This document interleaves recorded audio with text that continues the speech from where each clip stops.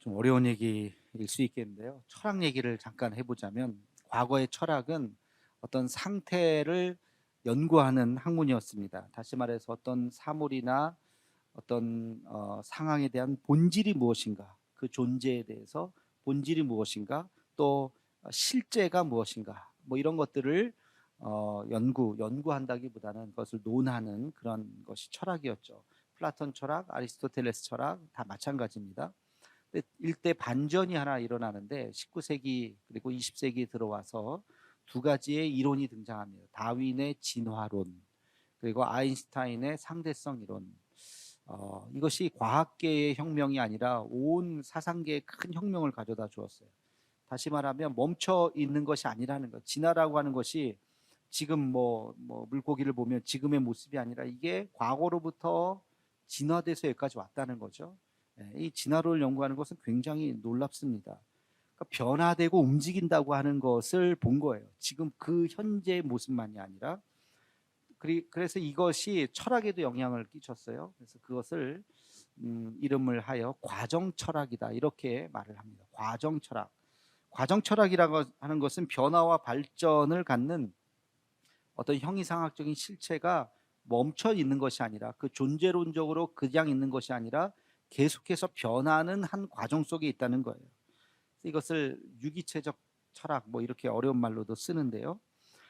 물질, 생각, 문화, 시대 사조 이 모든 것들이 계속해서 끊임없이 보이진 않지만 느껴지진 않지만 끊임없이 변화되고 있다는 것이에요.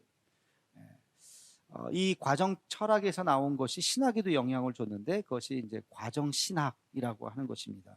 화이트헤드 뭐 이런 대표적인 학자들도 있고요. 근데 거기서 주장하는 것이 정통 신학에서 받아들이기 어려운 주장까지 이렇게 나가는데 제가 그런 무슨 철학이나 신학을 이 시간에 얘기하려고 하는 것이 아니라 그것이 가져다준 굉장히 중요한 통찰이 하나 있습니다. 그게 뭐냐면 세계를 멈춰진 세계로 보는 것이 아니라 움직이는 세계로 보았다는 거예요. 거기에서 이제 사회학도 다 거기서부터 다 나온 건데요. 100년 전에 이런 학문에서부터 나온 것입니다. 바위가 하나 있으면 이게 고대로부터 지금까지 그대로 있는 것처럼 보이지만 그렇지 않다는 거예요. 이 바위 하나도 어제의 바위와 오늘의 바위가 다르다는 거예요. 그렇죠? 완벽하게 똑같지는 않겠죠. 그래서 이 모든 이 세계를 변화의 관점으로 보는 것.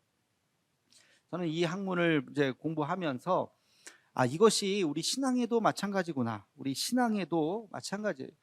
이 변화라고 하는 관점이 우리에게 아주 중요한 신앙적인 통찰을 줍니다. 예를 들어 볼까요? 어떤 사람이 신앙생활 잘 하지 못하는 사람이 있어요.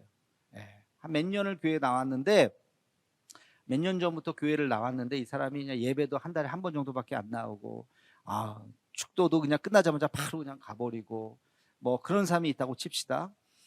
그런 사람을 보면서 여러분 어떤 마음이 들까요? 저 사람은 믿음도 없는 사람.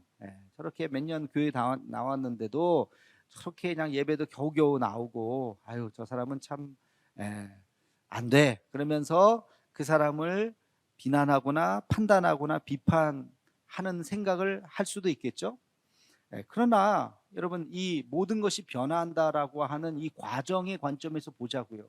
자, 그 사람이 5년 전부터 교회 나왔는데 그러면 6년 전하고 지금하고 달라졌어요? 안 달라졌어요?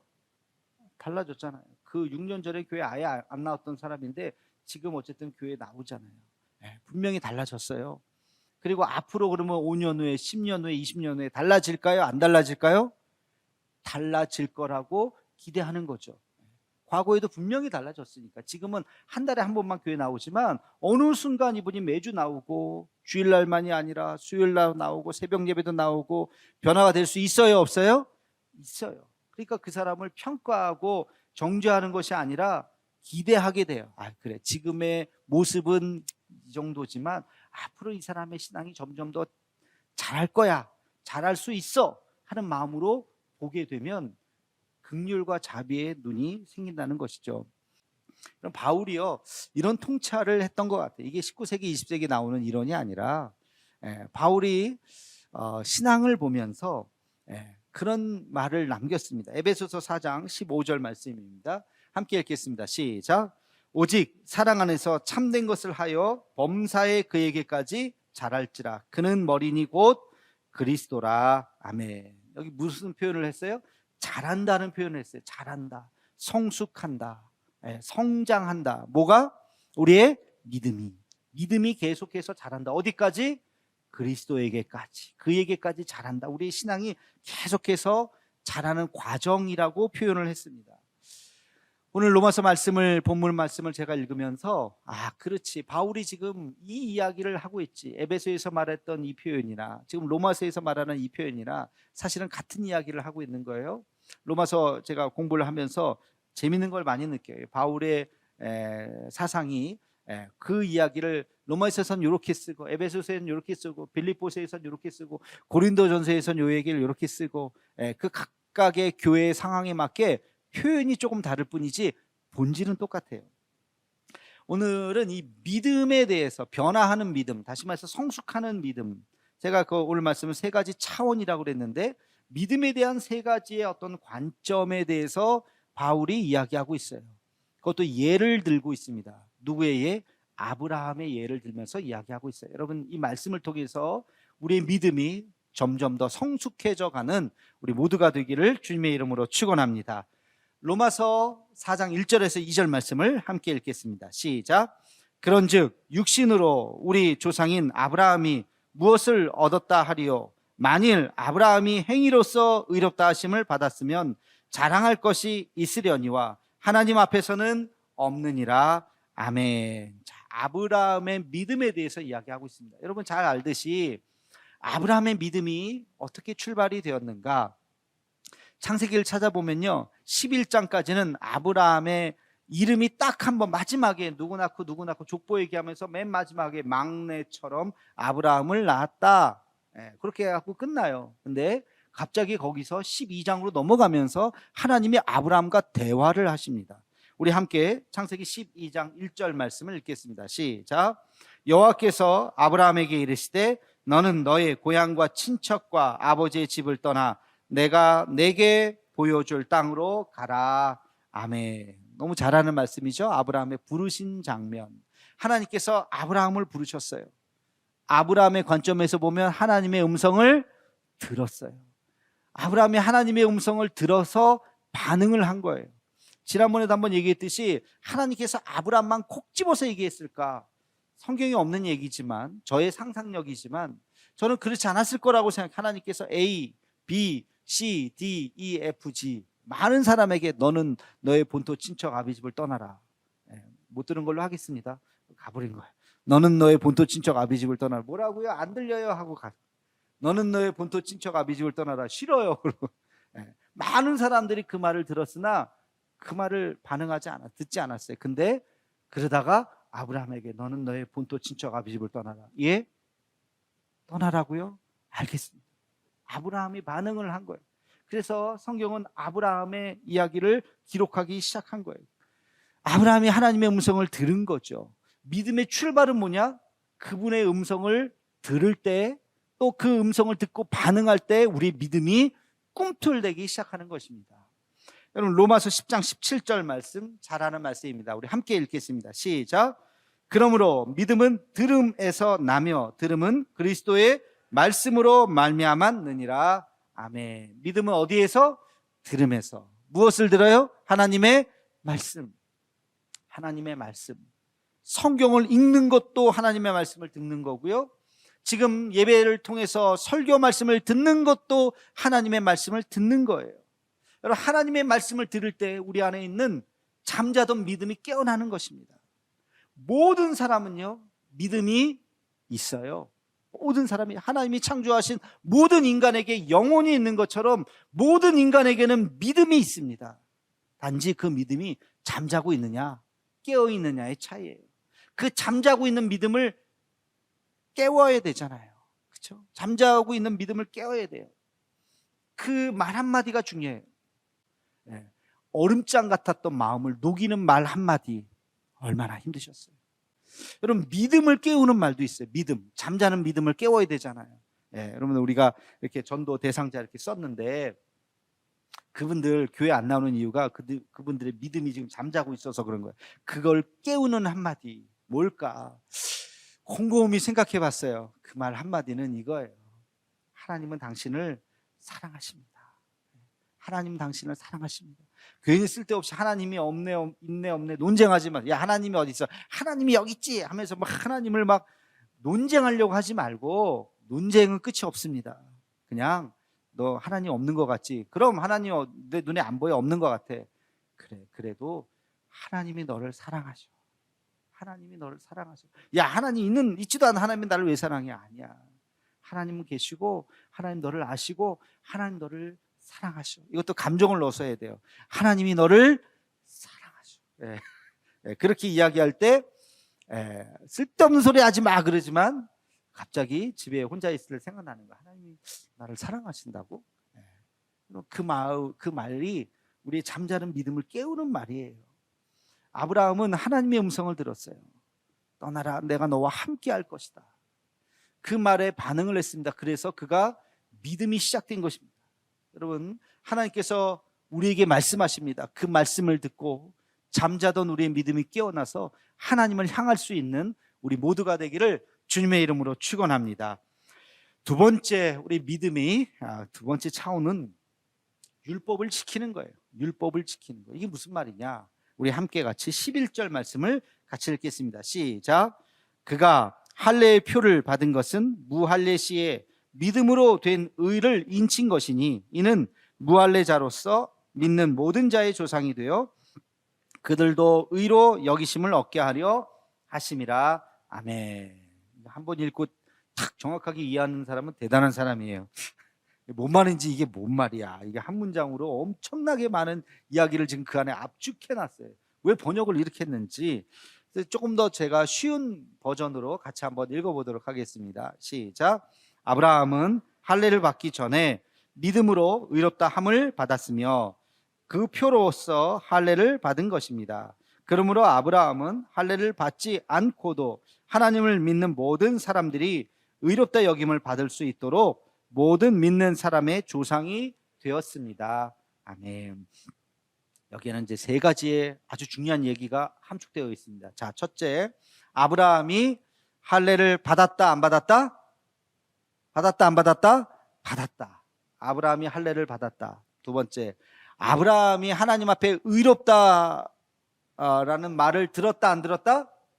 들었다. 네. 자, 이걸 합쳐 보겠습니다. 그러면 아브라함이 하나님 앞에 의롭다 하는 이야기를 할례를 받기 전에 들었나요? 할례 받기 뒤에 들었나요?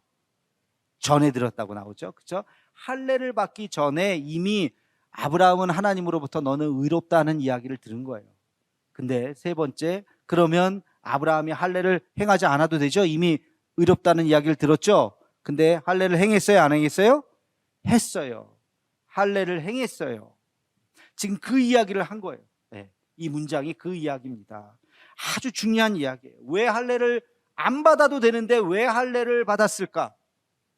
할례 받는 모든 사람들을 다 품기 위해서 할례를 안 받은 사람, 할례를 받은 사람 아무 구분이 없도록. 네, 이게 바울이 잘 쓰는 표현이죠. 헬라인에게나 유대인에게나 그렇죠? 그런 표현이에요. 모든 사람들의 믿음의 조상이 되기 위해서 할례를 받지 않았을 때 이미 의롭다 함을 받았지만 그러나 아브라함도 할례를 받았다는 거예요. 여러분, 이 비슷한 이야기가 성경에 또 나와요. 예수님이 세례를 받은 것도 마찬가지예요. 예수님이 세례를 꼭 받아야 돼요? 안 받아도 돼요? 안 받아도 돼요. 예수님 자체가 완벽하신데 무슨 굳이. 그러나 예수님은 세례 요한에게 머리를 내고 세례를 받으셨어요. 그것이 구약의 율법을 이루는 완성이에요. 세례 요한은 신약의 인물이긴 하지만 구약의 마지막 선지자의 마침표를 찍는 인물의 역할을 했던 사람입니다. 메시아를 예비한 사람이죠. 그가 했던 것은 세례를 베풀면서 신약 성경으로 넘어가는 신약 시대로. 그래서 예수님께서 세례를 받음으로 구약의 모든 예언이 예수님에게 응하고 그리고 신약의 새로운 장으로 열어가는 그 상징적인 의미가 세례인 것입니다. 그래서 예수님께서 세례를 받으신 거예요. 여러분, 디모데 있어요. 디모데가 아버지는 헬라 사람이에요. 어머니가 유대인이에요. 그가 예수님을 믿었어요. 그가 할례를 꼭 해야 되나요? 아니요, 안 해도 돼요. 할례를 행하지 않아도 돼요. 근데 바울은 그를 데리고 할례를 행하게 했어요. 안 해도 되는데 했어요. 왜? 유대인들에게 거치는 돌이 되지 않기 위해서. 저 할례도 행하지 않았는데 저 사람이 교회 지도자라고? 시비거리가 될 수 있기 때문에 바울은 안 해도 되지만, 그래 뭐 해도 되니까 안 해도 되지만 한다고 문제 없고, 할례를 행했던 유대인들이 그거를 또 시비 걸 수도 있기 때문에 그냥 너가 할례를 행해라. 그래서 디모데가 할례를 행했습니다. 우리 로마서 10장 4절 말씀을 함께 읽겠습니다. 시작.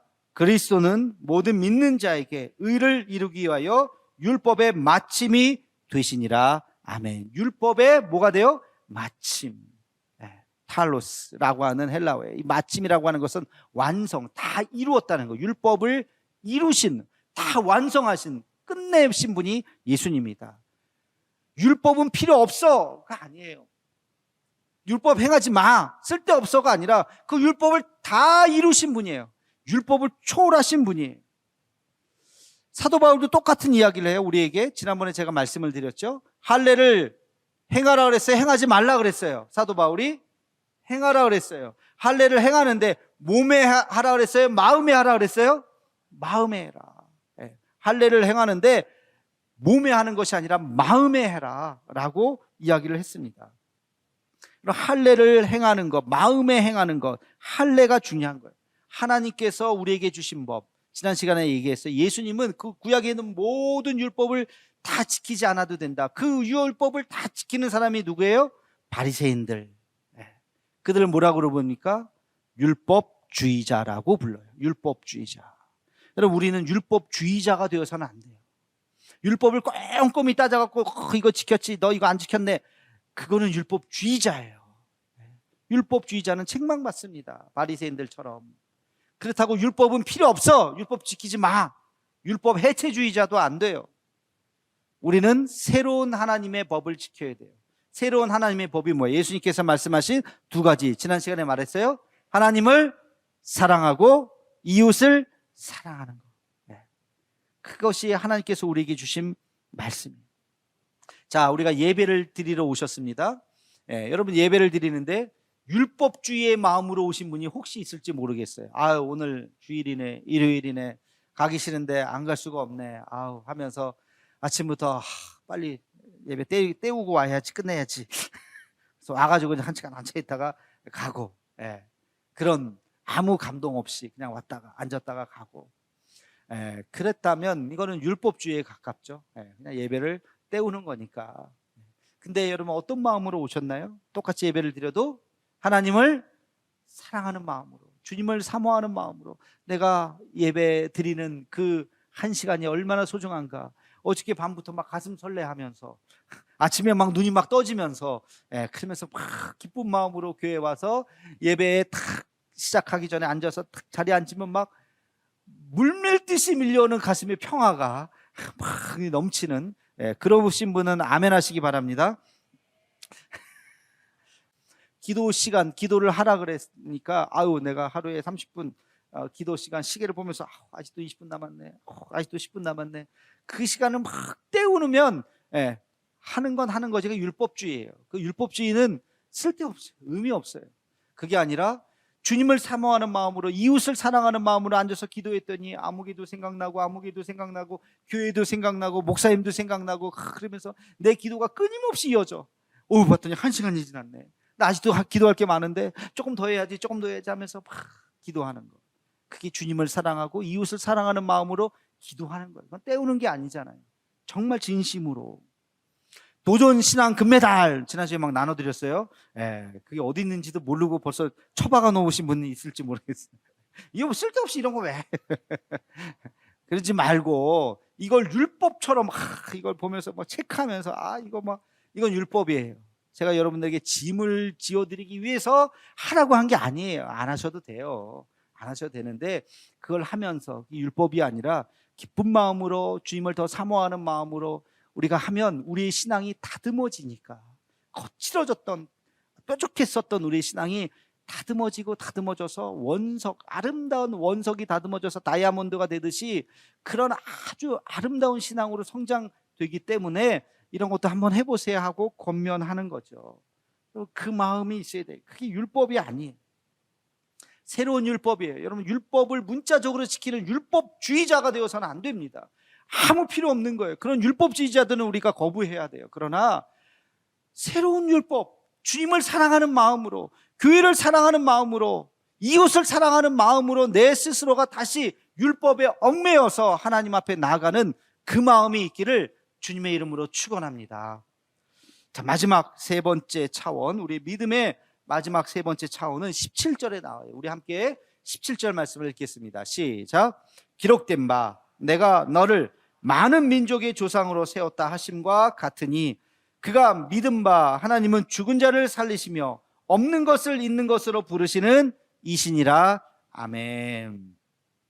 아주 귀한 말씀이죠. 다른 표현을 하면 보이지 않는 것을 보는 믿음. 보이지 않는 것을 보는 믿음. 지금 보이지 않아요. 내 눈에는 보이지 않아요. 그러나 보이지 않는 것을 보는 그 믿음이 중요한.